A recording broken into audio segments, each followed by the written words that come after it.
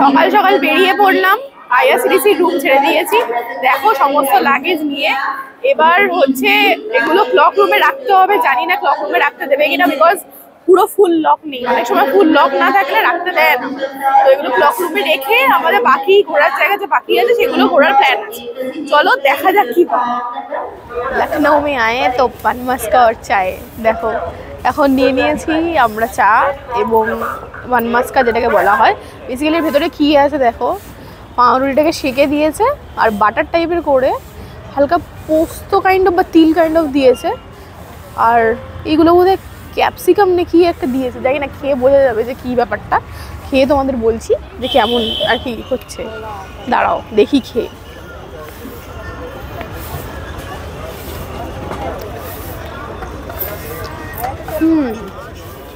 বেশ ভালো খেতে, মানে মাখনের মধ্যে কোনো রকম কোনো চিনি ইউজ হয়নি, শুধুমাত্র মাখন। একটা নোনতা নোনতা ভাব যেটা মাখনের থাকে সেইটাই। আর চাটা তো মনে হচ্ছে ভালোই হবে।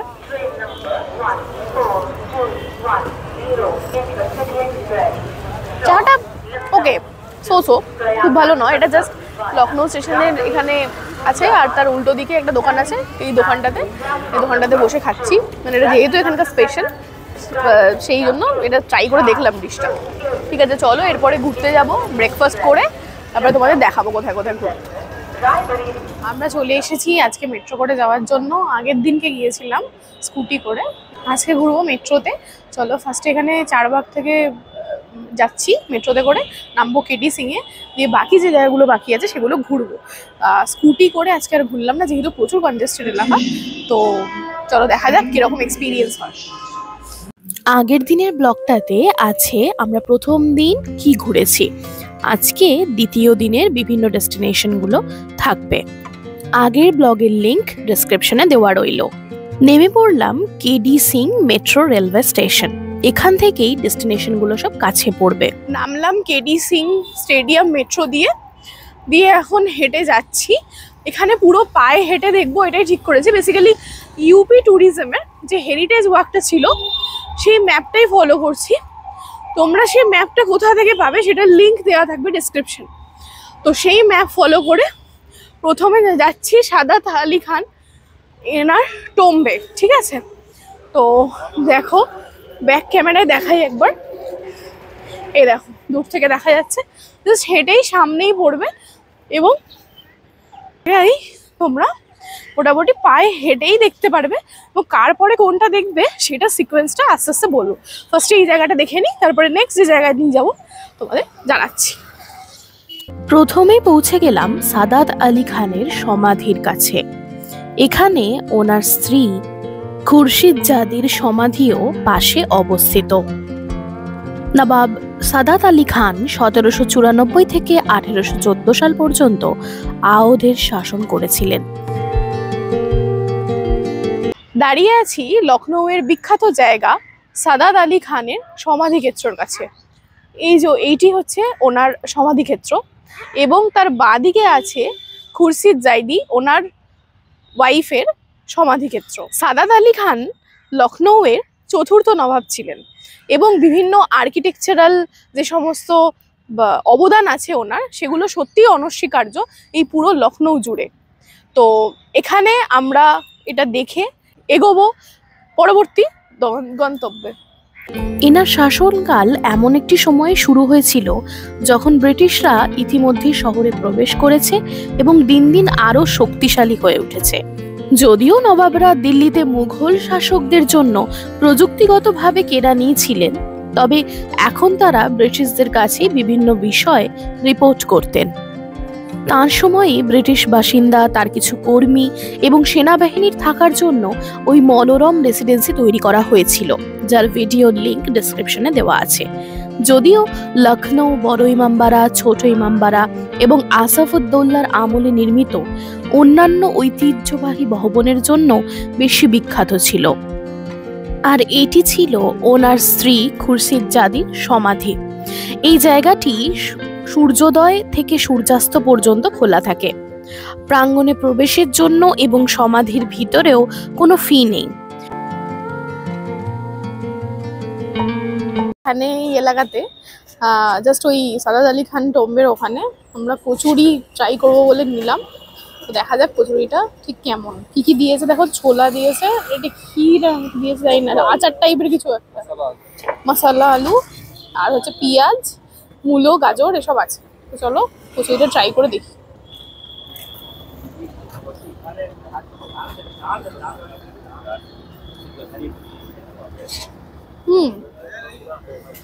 কচুরিটা আটার, ভেতরে কিসের পুর আদৌ দেওয়া আছে কিনা বুঝতে পারছি না।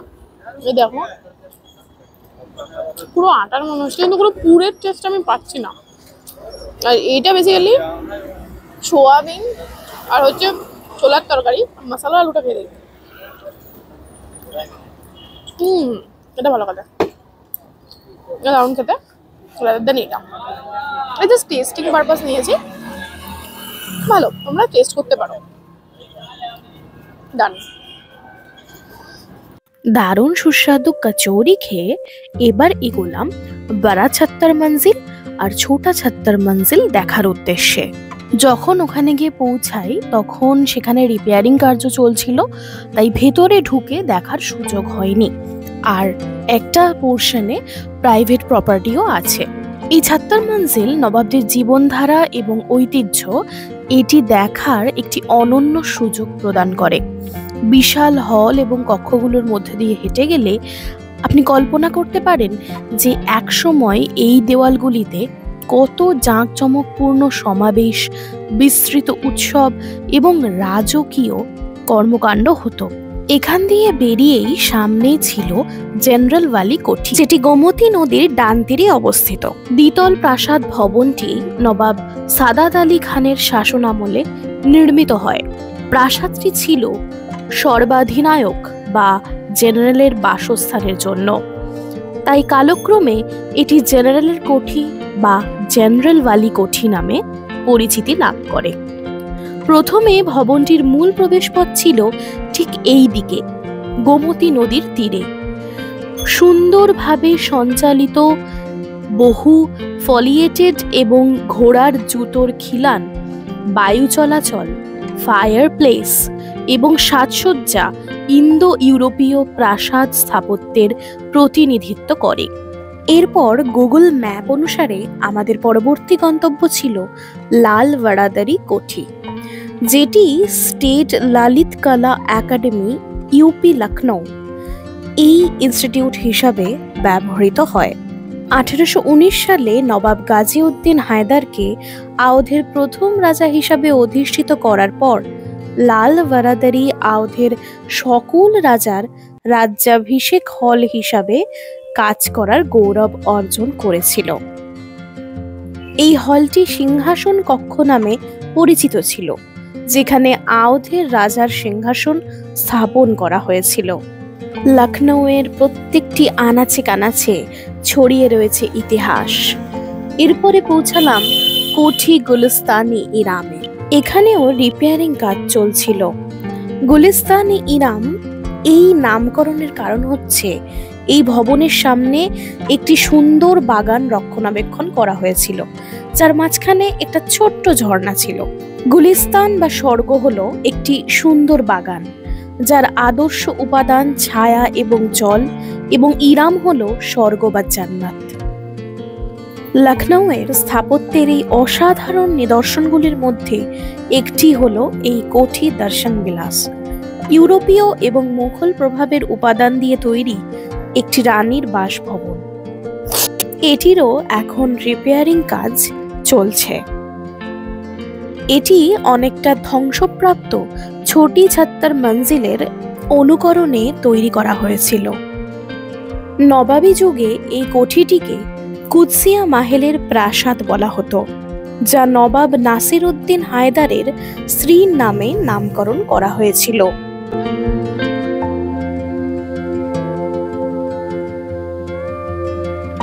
এটা ছিল সেই ঐতিহাসিক গোল দরওয়াজা, যেটা দিয়ে একসময় রাজারা যাতায়াত করত।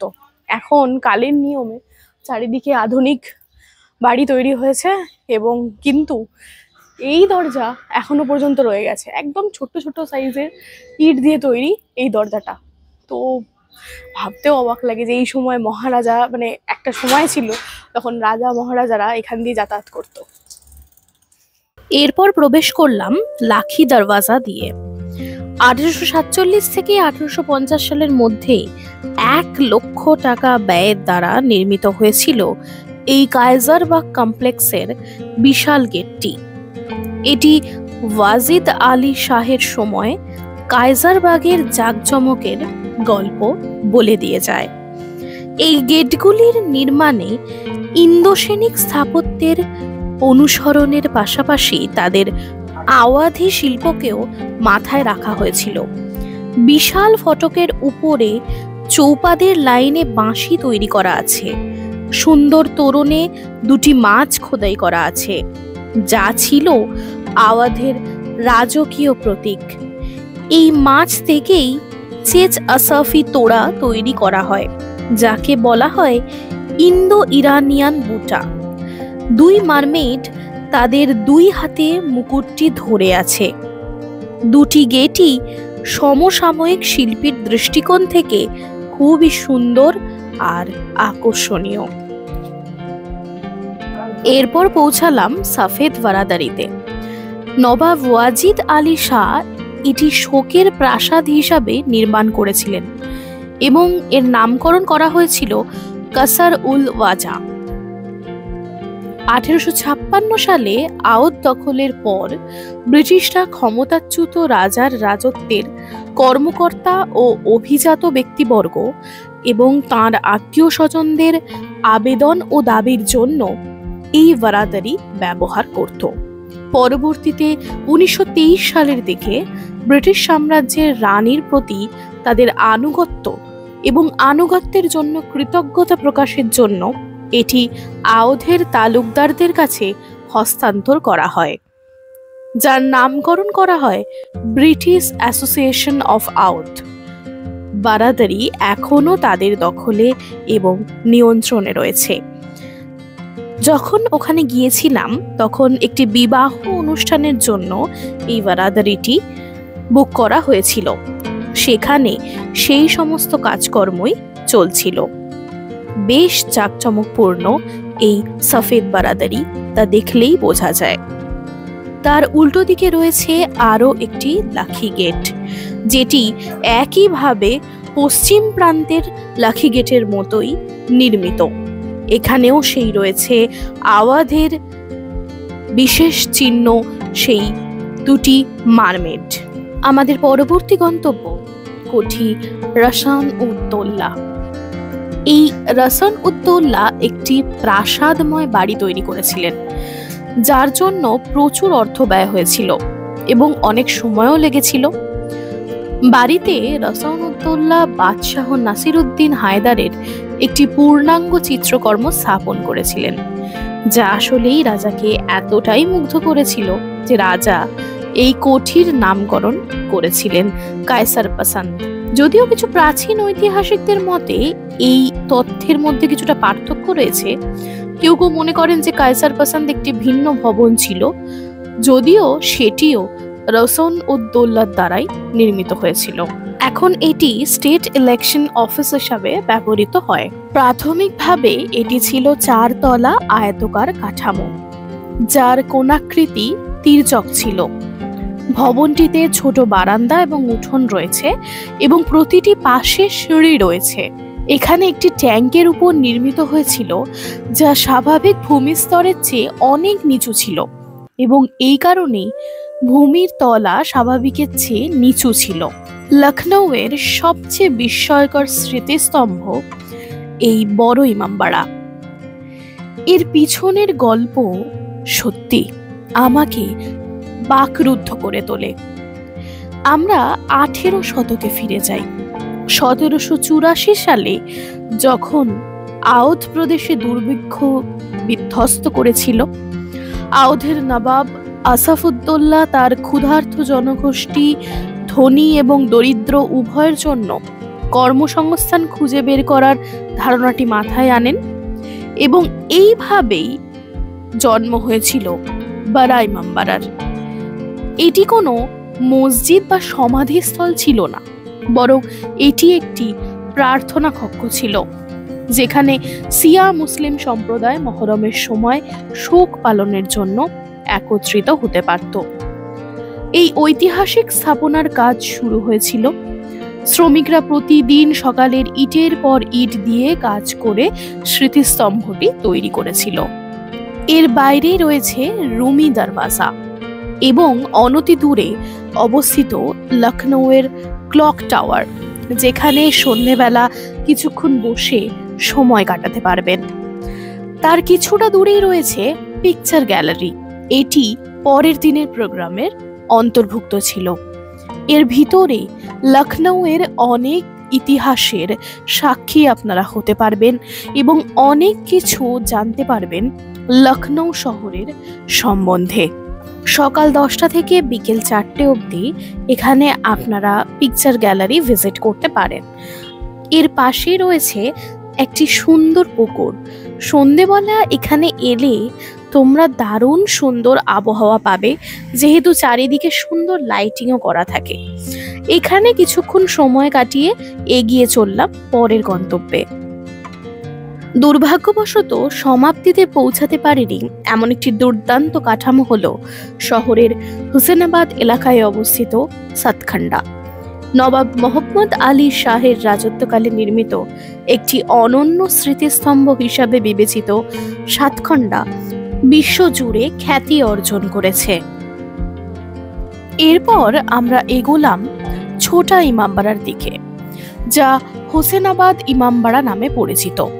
নবাব মোহাম্মদ আলী শাহ কর্তৃক নির্মিত, যিনি এখানে তার মায়ের সাথে সমাহিত হন।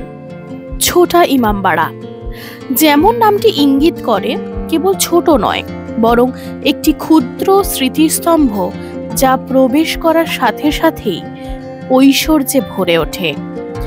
নহবত খানা নামক ফটক দিয়ে প্রবেশ করলে আমরা বেলজিয়াম এবং প্যারিসের ঝাড়বাতি এবং ঘড়িতে ভরা একটি সুন্দর হল দেখতে পাই। হলের প্রতিটি কোণ এই সুন্দর লণ্ঠনগুলিতে ঝলমল করে এবং ব্রিটিশরা এটিকে আলোর প্রাসাদ বলে অভিহিত করত। সম্মুখভাগ এবং দেওয়ালগুলি খুব সুন্দরভাবে ইসলামিক ক্যালিগ্রাফিতে লেখা কুরআনের আয়াত দিয়ে সজ্জিত।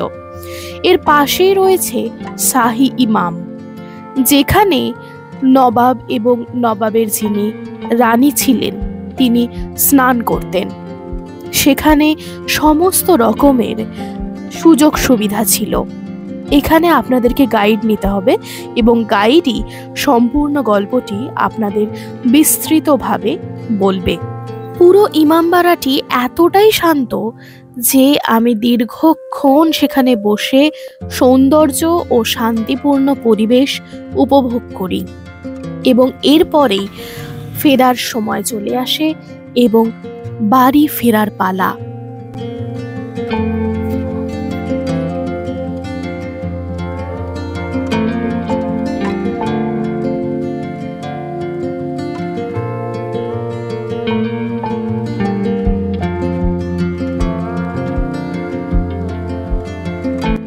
ফেরার পথে পড়ল জামা মসজিদ।